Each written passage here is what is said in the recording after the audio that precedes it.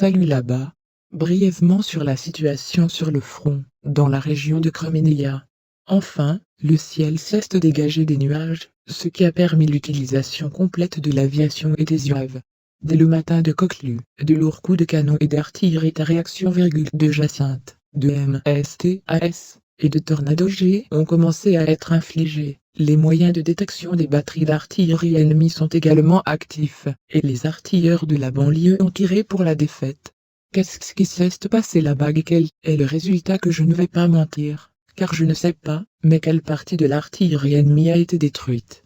À son tour, dans le nord, dans la région de Nevsky, Maklievka, Kokol a tenté d'attaquer, et de nous déloger des positions occupées au cours des 2 dernières semaines, en premier lieu, ou bien sûr, de la poutre stratégiquement importante de la grue. Il a attaqué en vain, a été sous le feu de l'artillerie, et s'est éloigné des sources, mais ne vous détendez pas, en gros, le Kokol effectue plutôt une reconnaissance au combat, plutôt qu'une offensive à part entière. Selon certaines informations, dans les régions de Dibrova et de Chervono-Popovka, des détachements de Kokl se préparent à agir, entièrement équipés de mercenaires. Que ce soit vrai ou non, nous le saurons dans les prochains jours.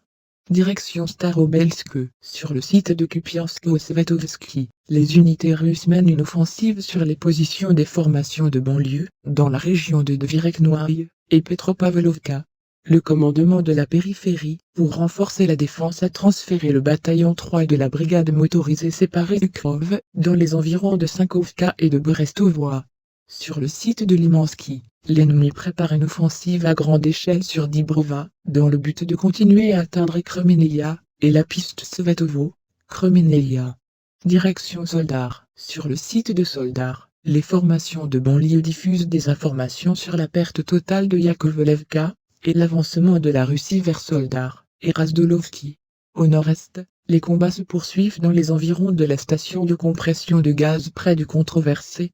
Sur le site de Bakhmut, Artemovski, les détachements d'assaut de la compagnie militaire privée Wagner mènent de violents combats à Bakhmut, et expérimentés. L'artillerie russe frappe massivement les fortifications ennemies.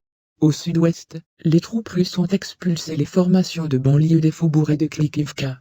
Direction Zaporizhia, en prévision d'une éventuelle offensive sur Tokmak, le commandement de Koklov continue de tirer des forces supplémentaires, sur des positions avancées, sur tout le front.